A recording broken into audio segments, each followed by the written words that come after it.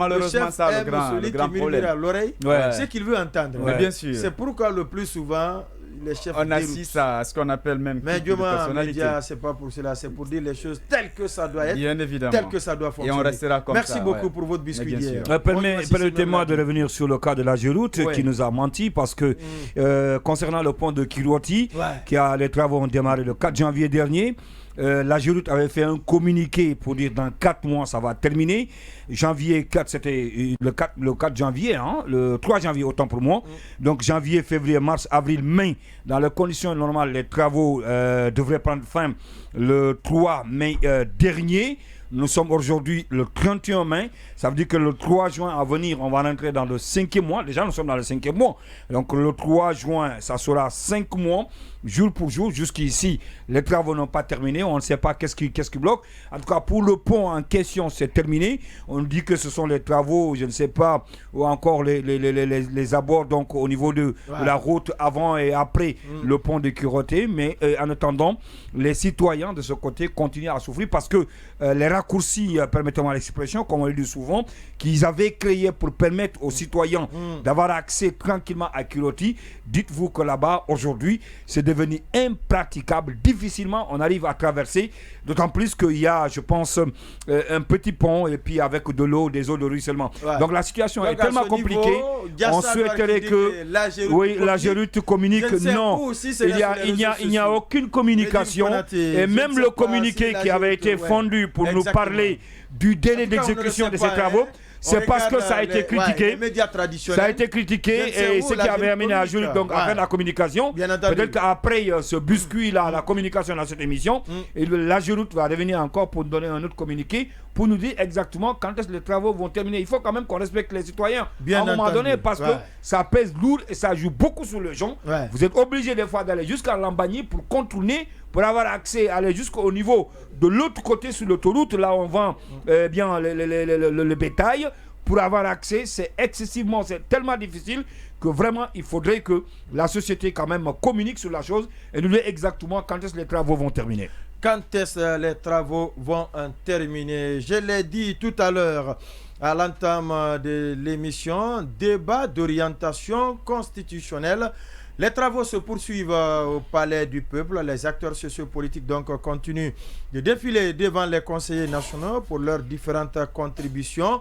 Des contributions parfois qui se ressemblent pour la rédaction d'une constitution qui va nous rassembler, comme le martèle régulièrement le président du CNT, Dr Dansa Kourouma. Alors, ce soir, l'émission Refait le Monde fera le point sur ces différentes propositions en vue de ressortir leur pertinence. Il s'installe maintenant dans ce studio, sur ce plateau, pour le compte de cette émission Refait le Monde. Il a fait beaucoup d'efforts malgré les intempéries, la pluie, donc il a bravé tout cela pour être avec nous. Mamadi Ternan Kamisoko, il est le rédacteur en chef de la RTG et Boulibine RTG2, en même temps administrateur du site infochrono.org. Monsieur Kamisoko, bonsoir. Bonsoir Condé, bonsoir à tous. C'est un plaisir de me retrouver parmi vous. Alors, avant d'aller avec ce qui a travaillé sur la synthèse de ces différentes propositions, il paraît aujourd'hui c'était houleux à l'hémicycle entre le secrétaire général de l'Association des magistrats de Guinée AMG et Abdullah Israël Pogomou et le président du CNT, Dr Dansa Kourouma. Qu'est-ce qu'ils se sont dit? En tout cas, c'était une véritable passe d'armes. On va partir avec la régie pour suivre leur échange.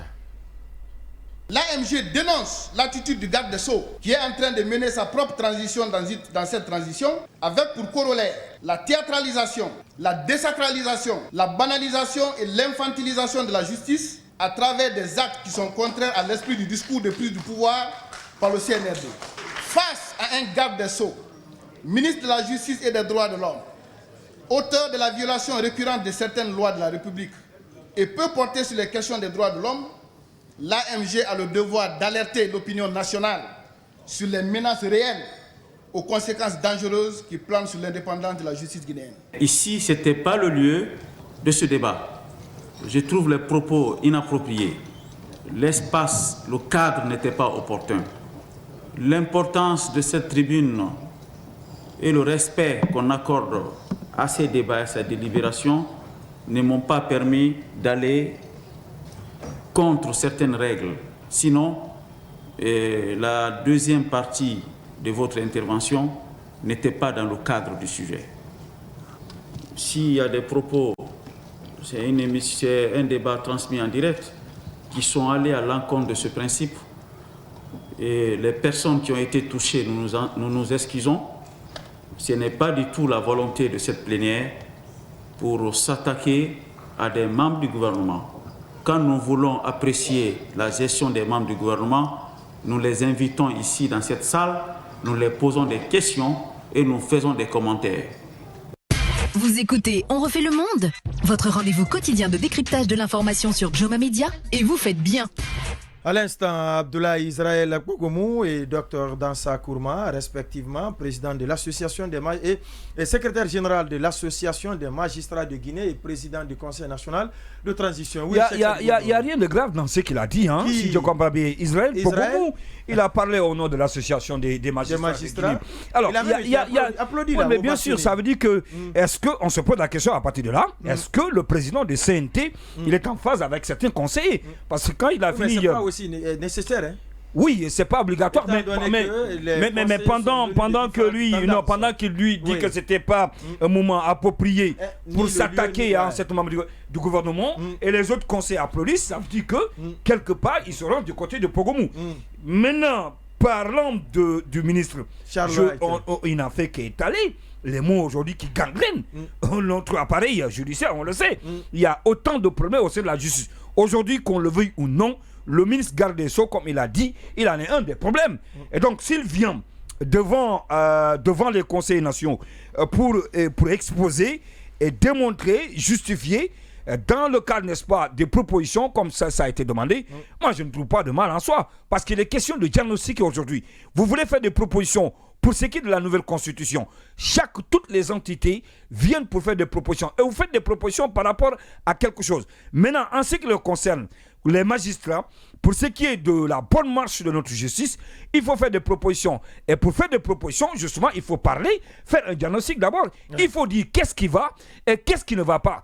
Donc, je pense qu'il n'a pas eu sa langue dans sa poche, sa langue de bois. Il a dit... excessif, oui, mais justement, c'est ça. Il a dit les mots qui gangrènent aujourd'hui notre justice.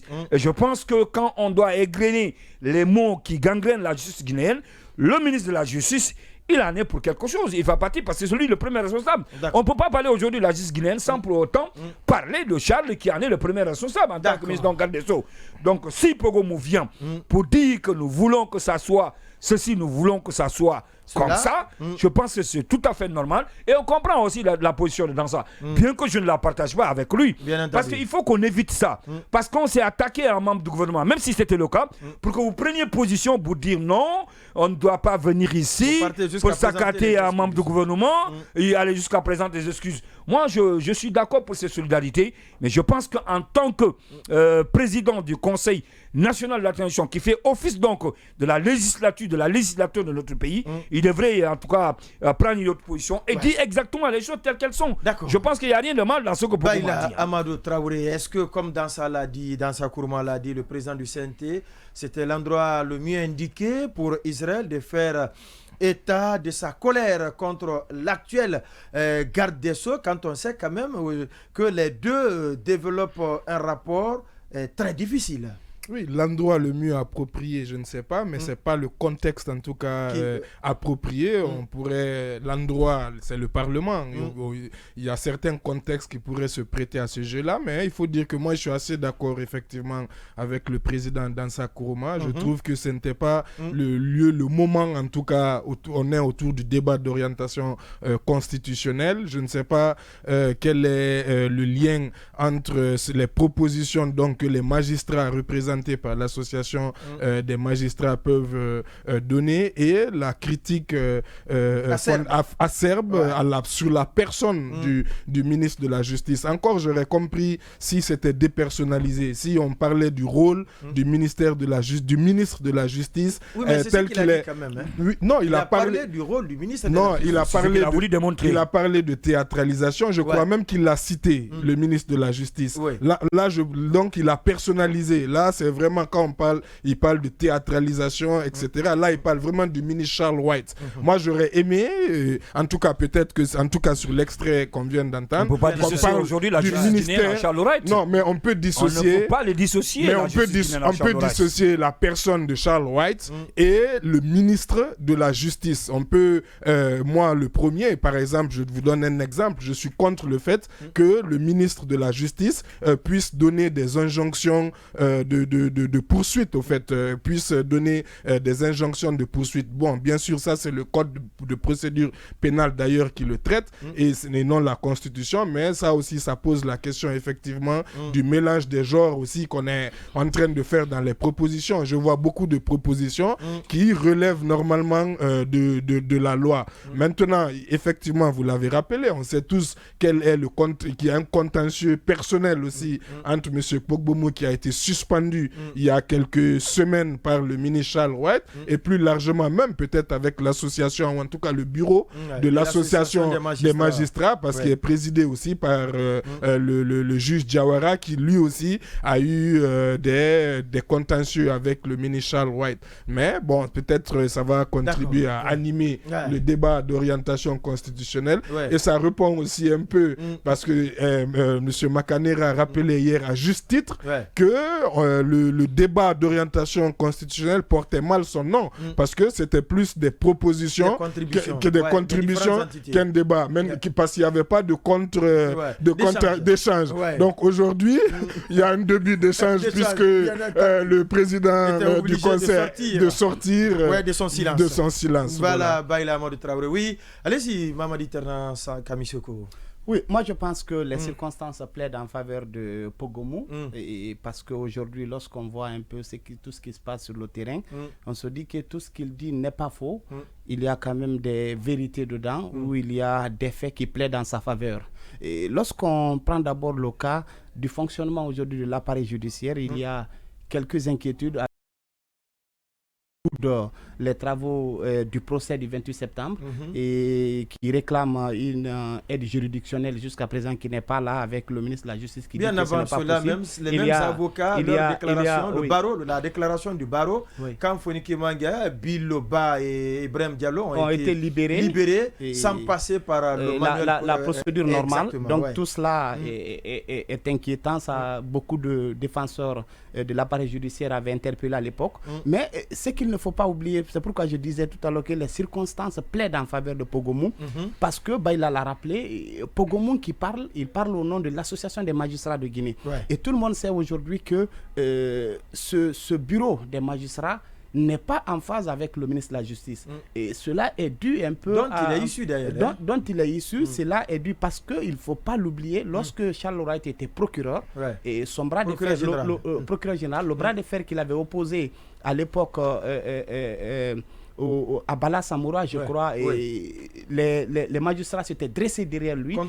Ils ont fait et cause contre lui. C'est ce qui il avait accompagné. Les magistrats l'avaient accompagné à l'époque. Mais lorsque Charles White s'est retrouvé ministre, il avait pris la décision sur lui de sanctionner 2 magistrats, notamment Pierre Lama, qui est actuellement président du tribunal du commerce, donc ça avait fait, qui était président du tribunal du commerce, ça avait fait des tollés à l'époque parce que les magistrats avaient trouvé que la procédure n'avait pas été respectée parce que le Conseil supérieur de la magistrature n'avait pas été saisi. Donc, tout est parti de là et depuis cet épisode, et Charles White, rien ne va entre Charles White et l'association des magistrats. C'est pourquoi beaucoup disent que c'est partant de ce bras de fer que Diawara avait perdu son poste de procureur du tribunal pour enfants. Avant cela, il avait été dégagé de la CRIEF et aujourd'hui, il se retrouve sans portefeuille. C'est pourquoi aujourd'hui, il est même à l'extérieur en train d'animer des conférences et autres. Il s'est retiré pratiquement. Et Pogbomo, qui a pris la parole au nom de l'association des magistrats aujourd'hui, ce même Pogbomo a été suspendu par Charles White. Il a rappelé. Donc aujourd'hui, se retrouver devant la représentation nationale aujourd'hui pour expliquer un peu qu'il y a lieu aujourd'hui que les conseillers nationaux qui représentent les députés se penchent sur le fonctionnement réel de la justice. Moi, je pense que l'endroit était approprié. Il fallait, c'était le meilleur cadre pour expliquer un peu tout ce qui se passe parce que on ne peut quand même pas laisser une seule personne ou bien une seule entité décider du sort de tout un appareil judiciaire. Oui, est-ce que tu as, avant de revenir sur la compilation des propositions faites, allez-y, sur je pense que cet extrait. Je suis certes de ceux qui pensent que le lieu n'était, enfin, ce n'était pas le cadre n'était pas approprié, mais c'était quand même une sorte de pain béni pour l'association des magistrats, parce qu'après les gens n'arrivent pas à comprendre la démarche du ministre Charles Wright. Vous avez vu avec le bâtonnier, vous avez vu pratiquement il fallait, c'est-à-dire ils en avaient jusqu'ici. Donc on a juste profité d'une occasion, sinon ils savaient pertinemment que le cadre n'était pas approprié, mais ils avaient un message à faire passer. Et c'était sous le projecteur des médias, c'est devant la représentation nationale, donc il fallait bien évidemment profiter de cette occasion pour faire passer ce message-là. Et je pense que c'est la réaction dans la salle qui m'amène à me poser des questions ou qui doit amener Charles Wright à mieux réfléchir. Tout au moins, le président parce qu'il a été ovationné. Il a été ovationné dans la salle. Ça sous-entend que ce qu'il a dit, certainement, c'est ce que les gens pensent. C'est-à-dire, on partage. Il dit ce que tout le monde pense. Justement, et ça donne l'impression que c'est partagé. Et à mon avis, ce message-là, je pense qu'il est passé. Et le ministre Charles Wright doit comprendre que même si peut-être certains n'ont pas le courage de lui dire ouvertement, ses amis ministres, mais sa démarche ou ses démarches ne sont pas de nature à garantir la stabilité ou tout au moins l'état de droit dans notre pays. Et ceux qui ont passé ce message-là ne sont pas ses ennemis, ce sont plutôt des amoureux du droit des personnes qui tiennent mordicus au respect des lois de la République. Encore une fois, je pense que le message est passé. Moi, je veux qu'on me dise pourquoi le moment ne s'y prêtait pas, ou encore pourquoi le lieu n'était pas approprié. Il a fait un constat. Mais c'est un constat qu'il a fait. C'est un constat. On a demandé de faire des propositions. Et pour partir de propositions, non, ce n'est pas un débat. On va revenir tout à l'heure parce qu'on fait des propositions. Il n'y a pas de débat. Un débat, c'est quand il y a un échange, une interactivité. Ce n'est pas le cas. Vous faites des propositions, ce n'est pas le cas. Et je pense qu'il n'y a pas un moment où encore un lieu beaucoup plus approprié parce que vous faites des propositions. Vous faites des propositions sur la base de quoi? Sur la base d'un constat que vous avez fait. Et moi, je ne pense pas. Pourquoi je ne pense pas? Sa question n'a pas dire oui, mais bien sûr. Et maintenant, finir par les propositions. Je ne vois pas donc en quoi est-ce que le lieu n'est pas approprié. Une autopsie moins personnalisée.